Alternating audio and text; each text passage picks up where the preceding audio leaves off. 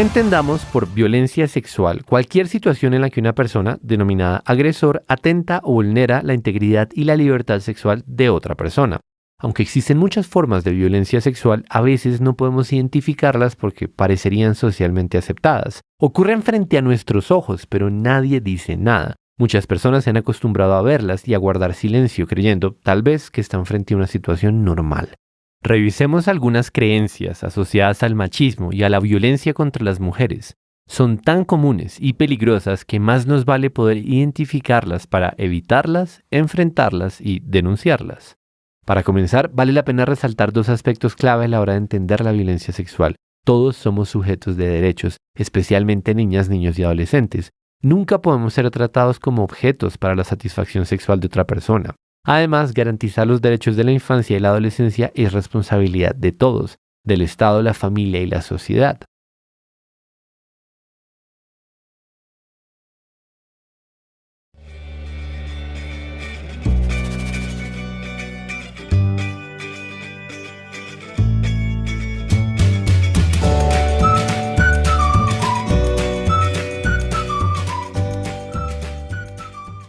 Una ruta de atención integral se entiende como el conjunto de acciones articuladas según los mandatos normativos para garantizar la protección de las víctimas, su recuperación y la restitución de los derechos. Dentro de la ruta se comprenden las actuaciones internas que cada institución realiza para abordar a la víctima de acuerdo con sus competencias y la coordinación de las intervenciones intersectoriales. Considerando que cada caso es único y particular por las condiciones individuales de las víctimas, por el tipo de violencia presentado y por la oferta de servicios y disponibilidad institucional en los territorios, la ruta intersectorial se construye localmente involucrando a todas las entidades corresponsables en materia de salud, protección y justicia y tomando en cuenta los análisis de la situación y de los determinantes sociales de la salud de cada territorio. ¿Quién puede identificar o denunciar?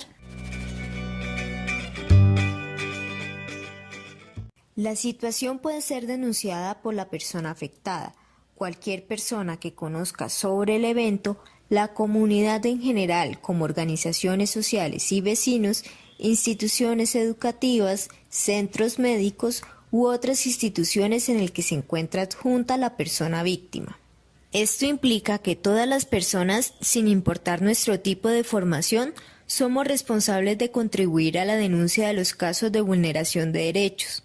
Es un compromiso contribuir a la garantía de derechos de la población más vulnerable de nuestra sociedad.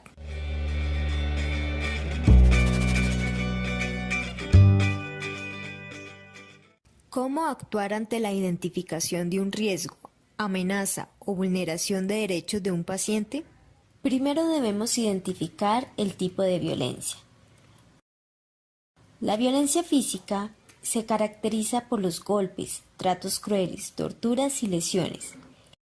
La violencia psicológica se identifica a través de la intimidación, desprecio, chantaje y humillaciones. La violencia económica implica la sustracción, pérdida y retención de objetos documentales y bienes con el objetivo de controlar a la persona. La violencia patrimonial se caracteriza por la afectación directa de los bienes que hacen parte del patrimonio personal. Antes de profundizar en la violencia sexual y su correspondiente ruta de atención integral, veremos las instituciones y medidas que en Colombia se tienen establecidas a nivel normativo para abordar las situaciones de vulneración de derechos relacionadas a la violencia. La Fiscalía General de la Nación dirige la investigación penal, asegura que los presuntos agresores acudan ante la ley y vela por la protección de las víctimas. Ofrece su atención a través de los centros de atención ciudadana. Entre ellos se destacan URI o Unidad de Reacción Inmediata, SAU o Sala de Atención al Usuario, CAIBAS o Centro de Atención Integral a Víctimas de Abuso Sexual y CAVIF, que es el Centro de Atención a Víctimas de Violencia Intrafamiliar. Las comisarías de familia buscan garantizar, proteger, restablecer y reparar los derechos de las personas víctimas de violencia en el ámbito familiar. Atienden y orientan a menores de edad e integrantes del grupo familiar en el ejercicio y restablecimiento de sus derechos. reciben denuncias y adoptan medidas de protección en casos de violencia intrafamiliar. La Policía Nacional, a través de sus estaciones municipales, departamentales y CAI, buscan recepcionar las denuncias, proteger, atender y asistir a las víctimas y acompañarles a lugares seguros y protegidos como instituciones de salud.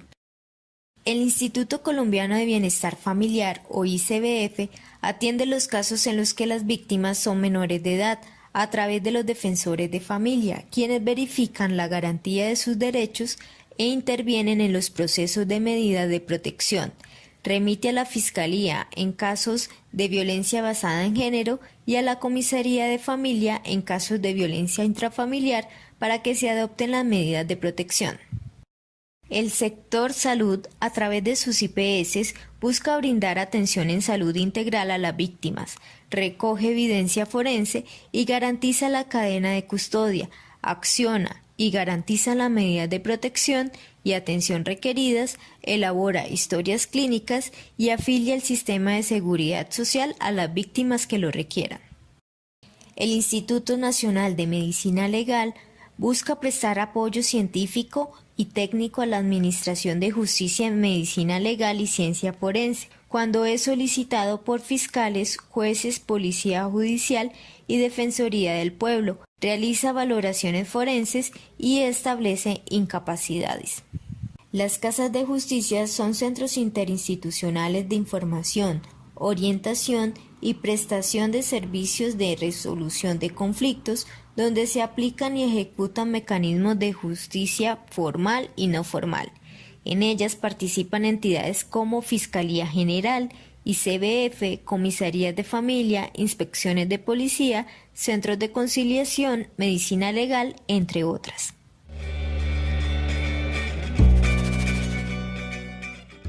Pero, ¿qué tipo de medidas se pueden solicitar ante los casos de violencia? Algunas de las medidas son las medidas de protección. Se adoptan de manera inmediata por las autoridades competentes para poner fin o evitar la violencia. Son provisionales y deben adoptarse dentro de las 4 horas siguientes a la solicitud. Por ejemplo, el desalojo al agresor de la casa. Las medidas de atención son los servicios temporales de habitación, alimentación y transporte que necesitan las mujeres víctimas u otras personas víctimas de violencia y, si es necesario, sus familiares. Las medidas de estabilización son ordenadas por las comisarías de familia o por el juez o jueza de control de garantías para ayudar a que las víctimas superen sus condiciones de vulnerabilidad. Por ejemplo, ordenar el reingreso de la víctima al sistema educativo si en esta está relacionado un menor de edad. Medidas de protección relacionadas con menores de edad.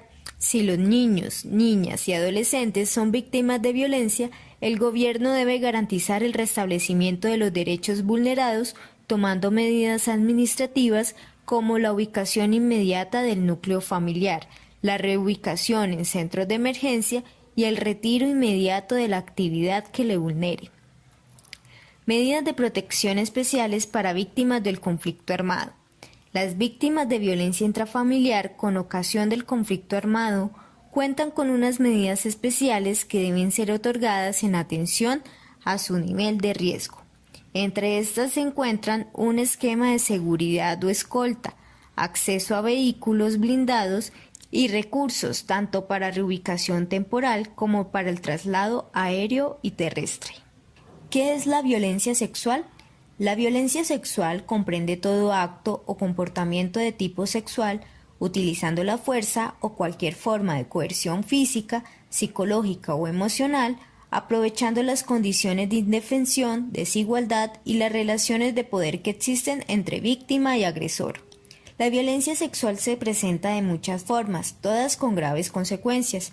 Por eso es importante que reconozcamos sus diferentes manifestaciones. Abuso sexual. En este punto hablamos de manifestaciones de caricias, tocamientos, besos, entre otros, que involucran aprovechamiento por la edad, condición de discapacidad o incapacidad preexistente. Violación o asalto sexual.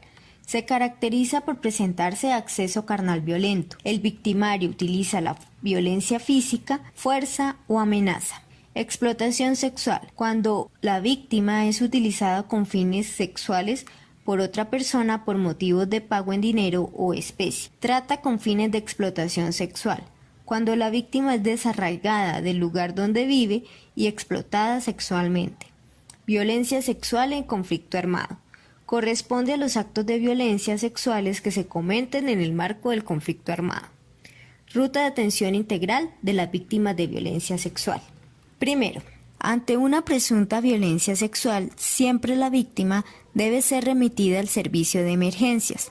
Por ende, la ruta de atención integral a víctimas de violencia sexual inicia con el sector salud desde la atención en urgencias. Cabe destacar que todas las instituciones de salud, tanto públicas como privadas, están obligadas a prestar atención prioritaria a las víctimas de violencia sexual, según Resolución 459 del 2012, emitida por el Ministerio de Salud. Recordemos nuevamente, la víctima de una presunta agresión sexual siempre debe acudir a hospitales públicos o privados, clínicas, centrales de urgencias y centros de salud. Recuerde que la denuncia penal es importante, pero no es un requisito para recibir atención médica. Esta atención en salud debe ser brindada de manera gratuita e inmediata a todas las víctimas de violencia sexual. Toda víctima de violencia sexual tiene derecho a que el sistema de salud le suministre información y atención prioritaria sobre 5 servicios fundamentales: atención médica y apoyo psicológico oportuno, medicamentos para prevenir infecciones de transmisión sexual y VIH y SIDA, entregar anticoncepción de emergencia para prevenir un embarazo no deseado, asesoría para la interrupción voluntaria del embarazo y toma de muestras para obtener evidencias del hecho. Segundo, si la situación de presunta violencia sexual se genera dentro de la unidad familiar, es necesario notificar a la comisaría de familia más cercana al área en el que reside la víctima. Por ejemplo, si el hecho se presenta en Piedecuesta, se notifica a la comisaría de familia de Piedecuesta. Esta institución, a través de su equipo psicosocial, entran a evaluar en compañía de la autoridad administrativa que corresponde al comisario de familia la posible situación de vulnerabilidad de derechos frente al presunto caso de violencia sexual. Tercero, si la situación se presenta fuera de la unidad familiar, debe informar a las siguientes autoridades.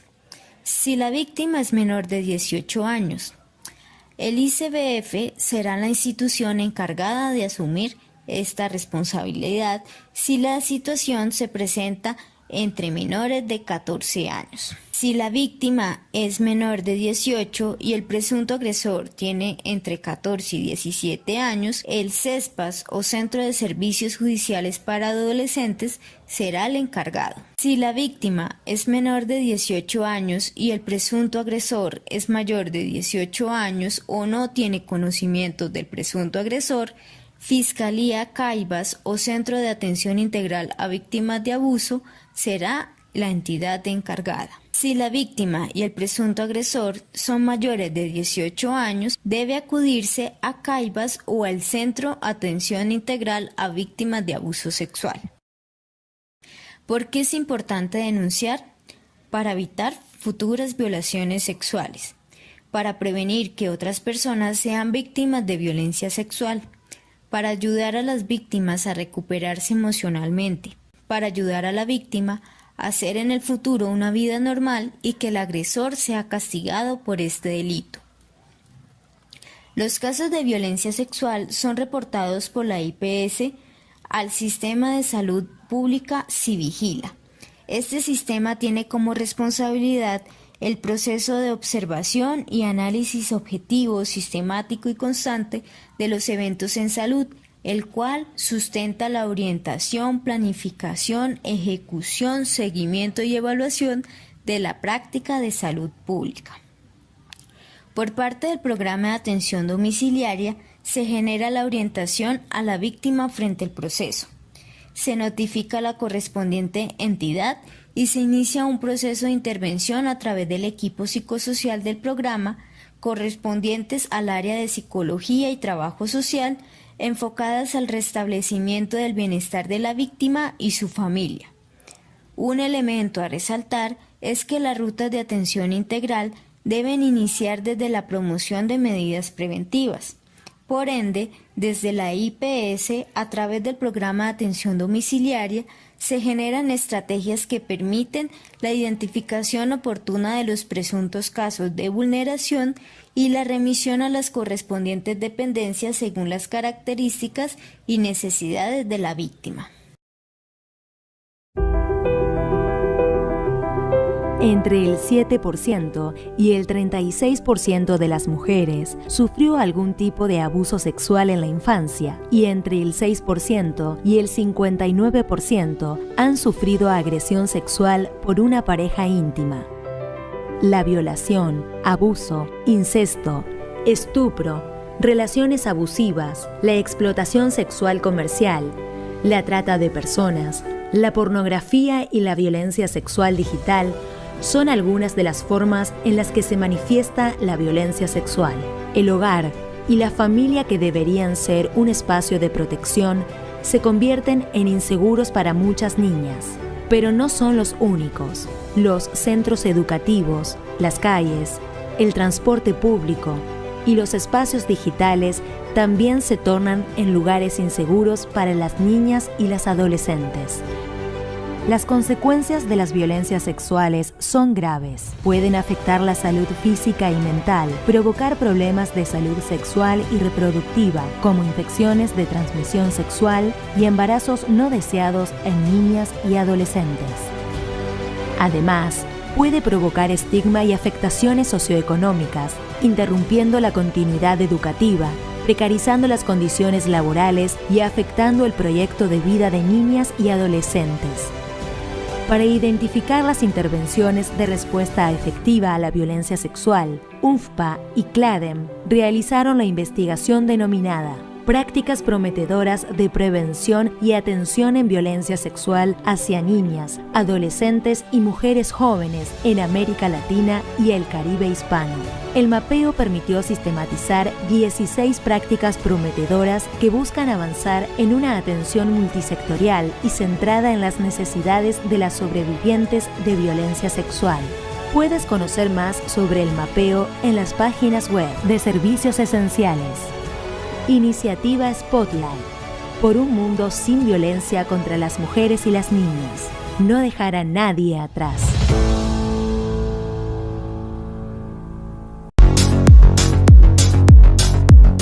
¿Cómo actúa el alcohol en el cuerpo cuando nos emborrachamos? La embriaguez o intoxicación alcohólica ocurre cuando consumimos alcohol en cantidades que superan la capacidad del cuerpo para metabolizarlo. El alcohol o etanol actúan como un depresor del sistema nervioso central, afectando diversas funciones en tu cuerpo. ¿Cómo actúa? Cuando consumes una bebida embriagante, la mayor parte del alcohol es absorbida en el intestino delgado y luego pasa al torrente sanguíneo. Una vez en la sangre, el alcohol se distribuye por todo el cuerpo, incluyendo el cerebro. La velocidad de distribución depende de la cantidad de alcohol consumida, el peso corporal y la presencia de alimentos en el estómago. El alcohol afecta al sistema nervioso central, deprimiendo las funciones cerebrales. Inicialmente produce una sensación de euforia y desinhibición, pero a medida que los niveles de alcohol aumentan, afecta la coordinación, el juicio y las habilidades motoras. También afecta a otros sistemas del cuerpo, como el cardiovascular. Puede dilatar los vasos sanguíneos, causando una sensación de calor, pero también puede reducir la presión arterial.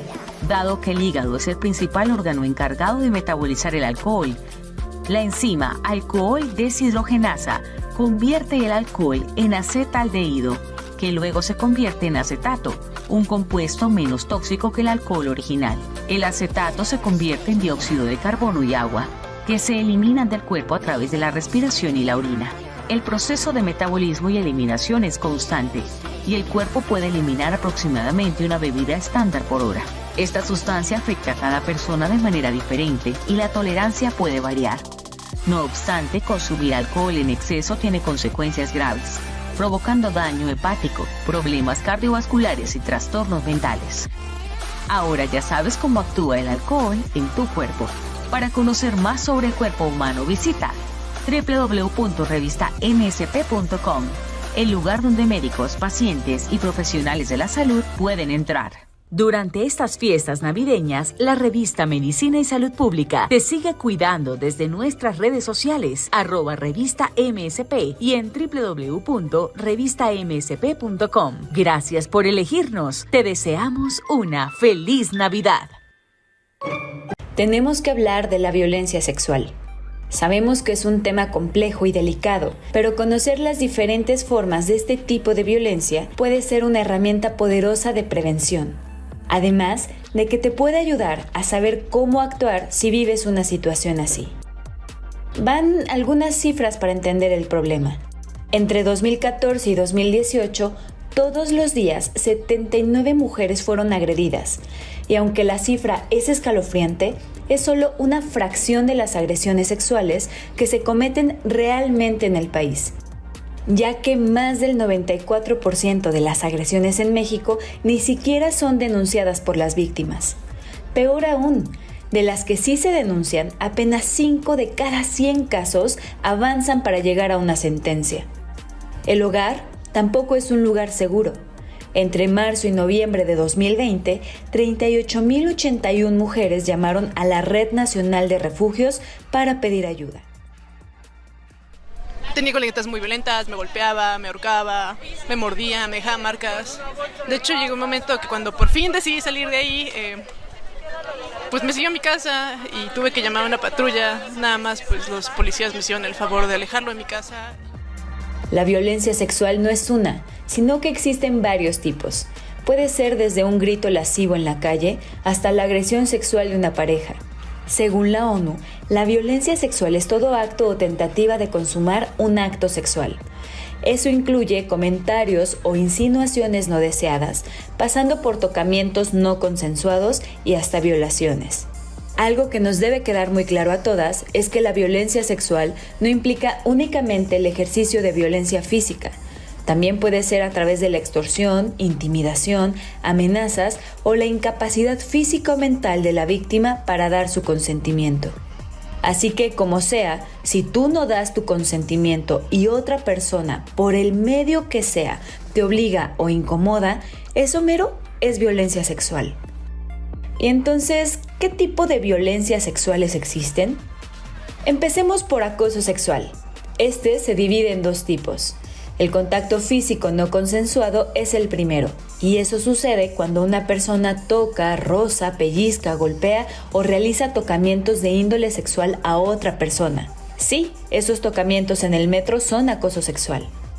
También existe la violencia no física considerada acoso.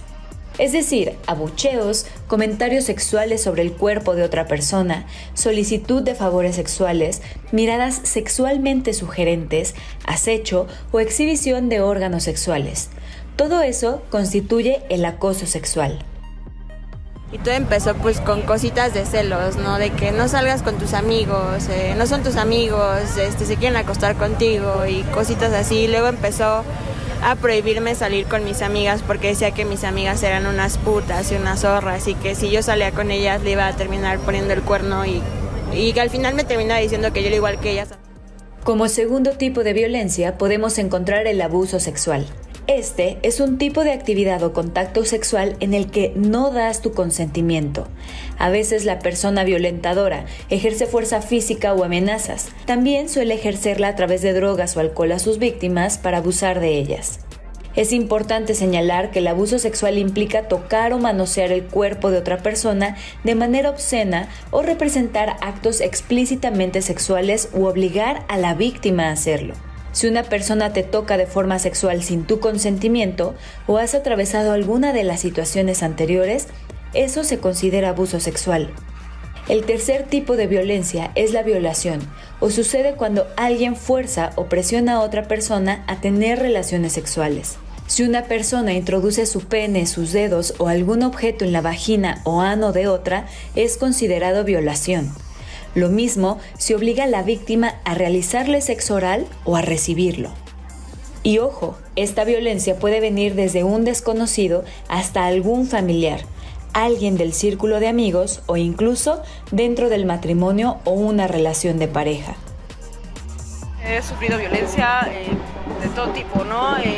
Durante mi primera relación de pareja, ya en cuestión de matrimonio, sufrí violencia económica, verbal, psicológica. Afortunadamente no llegamos a los golpes. En alguna ocasión estuvo a punto de pegarme. Por X o Y no lo hizo. Pero sí, constantemente era, ahora sé que eran violaciones, porque yo no quería, yo no tenía deseo, y pues él me forzaba. Cuando tú estás en esa inconsciente, nadie tiene derecho a tocarte, ni a decidir sobre ti si quieres hacerlo o no, porque simplemente es un abuso sexual y es violación a alguien que no, si no dice que sí enfrente de tu cara, es violación. Las agresiones no las viven una o dos mujeres, ni 100 ni 1000. Las vivimos miles y miles de mexicanas todos los días. Por esto, es importante recordar que este 25 de noviembre se conmemora el Día Internacional de la Eliminación de la Violencia contra la Mujer, porque nombrar las violencias, comunicarlas y conocerlas nos ayudará a combatirlas. Creo que es una de las cosas que le tengo que reconocer al feminismo. Muchas cosas me dio la oportunidad de saber qué era la violencia y cómo se sentía, y más que nada me hizo ver que el amor no debe doler.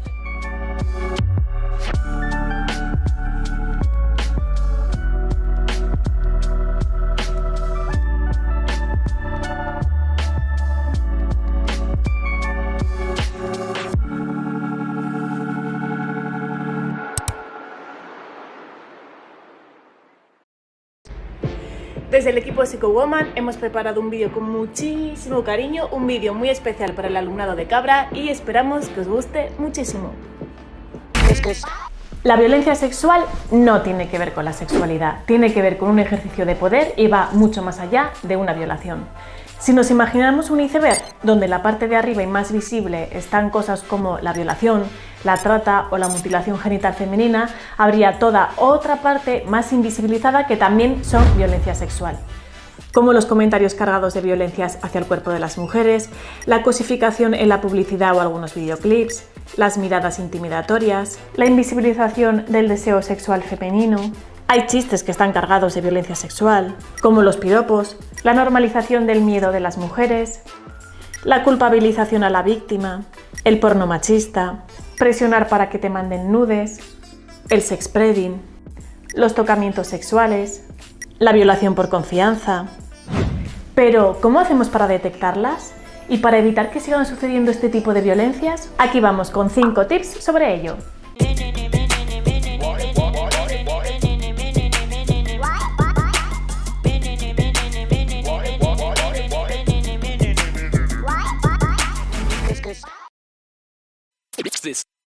Tip 1. La mayoría de violencia sexual no se da por la calle, ni a altas horas de la madrugada, ni es realizada por desconocidos. La mayoría de agresiones sexuales las realizan hombres cercanos o del propio entorno familiar, y que abusan de la confianza para provocar una situación de ambigüedad y obtener así acercamientos sexuales no consentidos. Y también se dan en el marco de la pareja. Sí, lo que oyes. Situaciones de coacción tipo, venga, vamos a hacerlo, es que no me quieres. O yo con mi ex sí tenía este tipo de relaciones. O que te presionen para hacerlo sin condón, también son violencias. Que no se nos olvide que las relaciones sexuales tienen que ser consentidas, deseadas y planificadas. Tip 2. Nunca una persona va a ser culpable de la violencia que recibe, aunque así nos lo hayan hecho creer algunas veces. Vivimos en una sociedad donde existe una gran cultura de la violación, o lo que es lo mismo, normalizar ciertos comportamientos que no son normales, y que provoca que se justifique una agresión y se cuestione a la víctima, aumentando aún más la culpabilización y la vergüenza de esta. ¿Alguna vez le diríamos a un colega que nos acaba de decir que le han robado, por ejemplo, que algo habrá hecho para buscárselo? No hagamos lo mismo con las personas que han sufrido violencia sexual. Tip 3. Desde que nacemos o desde antes, y según nos asignan un género u otro, nos asignan también unos valores sociales asociados a los chicos y a las chicas que muchas veces son muy tóxicos. Lo interesante de estos modelos es que no son naturales, son construidos, y cuando tomamos conciencia podemos deconstruir esas actitudes y comportamientos dañinos. Puede ser que de forma inconsciente hayas aprendido de esas películas de amor que han triunfado en los últimos años o de algunos realities cómo tienen que funcionar los chicos a nivel relacional.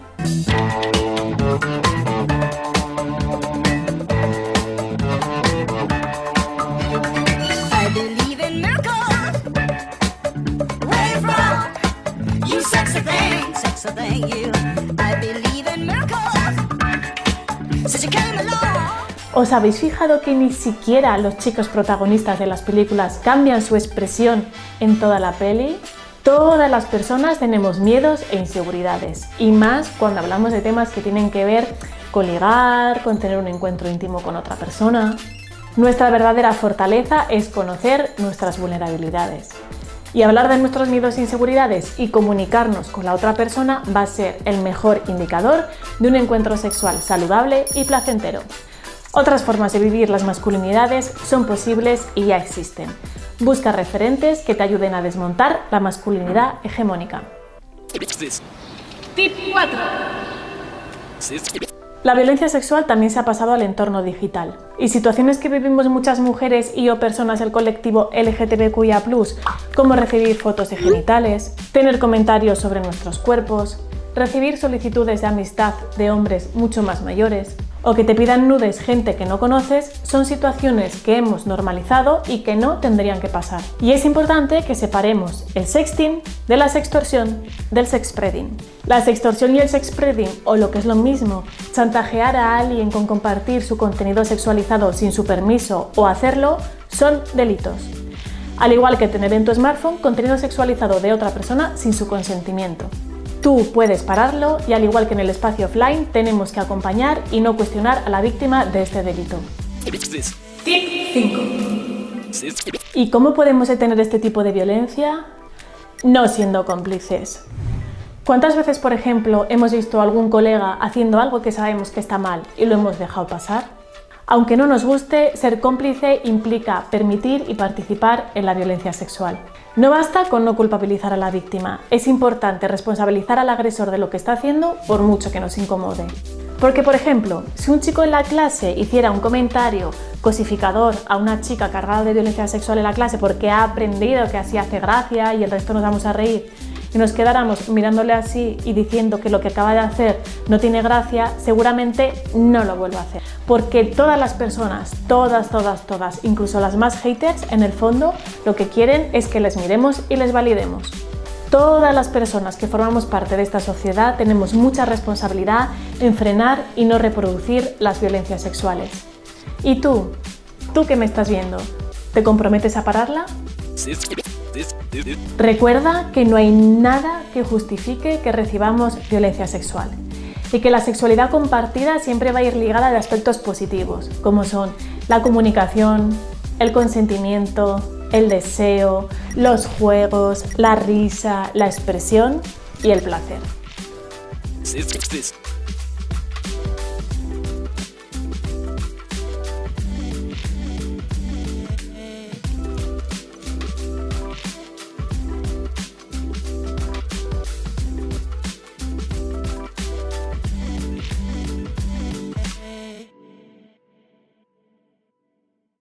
This